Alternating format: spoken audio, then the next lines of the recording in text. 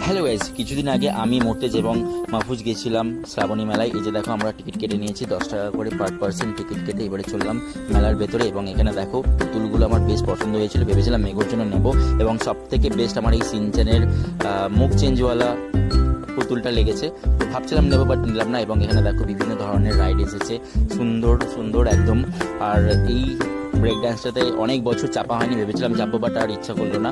And এখানে একটা দেখো বড় হ্যামার রাইড এসেছে, যেটাকে নিচ থেকে দেখেই ভয় লাগছে। আর ওখানে চাপাতে দূরের কথা, ভাই আমি ওখানে চাপবো না, কোনোদিনই নয়, জীবনেও নয়। আর এই বড় নাগরদোলনাটাই অনেকবার চেপেছি, প্রায় 1-2 বার চেপেছি বলতে গেলে। আর এই শ্রাবণী মেলার এই বছরের মেন অ্যাট্রাকশন ছিল আন্ডার ওয়াটার অ্যাকোরিয়াম, যেটা আমরা দেখতে এসেছিলাম। বাট এখানে এসে প্রাইস শুনে তো মাথা একদম চোখ কুচ গেল, সেজন্য আমরা বাইরে দাঁড়িয়ে ঘুরছি মেলাতে। এবং মেলাতে সেরকম ভিড় নেই, প্রতি বছরের মতো এই বছরও একটা ভেবেছিলাম ক্রেজ থাকবে, বাট আস্তে আস্তে মানুষের মনের মধ্যে সেই মেলার ক্রেজটা কমে যাচ্ছে। তাই দেখো, মেলার মধ্যে ভিড়ও কমে গেছে। এবং বিভিন্ন ধরনের কাঁচের শোপিস ছিল, এবং কাঁচের জিনিসপত্রগুলো দেখে তো আমার বেশ ভালো লাগলো।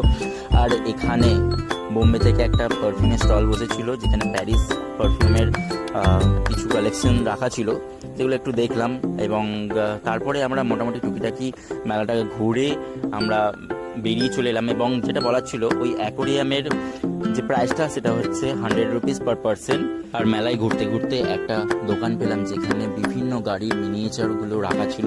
অ্যান্ড কি অসাধারণ! এখান থেকে মোটে একটা থার কিনে নিল ইয়েলো কালারের। তারপরে আমরা মেলা দেখে সুন্দরভাবে কিছু কেনাকাটা না করে, কিছু না খেয়ে বাড়ির দিকে রওনা দিলাম টুকটুক করে। জাস্ট মেলাটা ঘুরতে এসেছিলাম।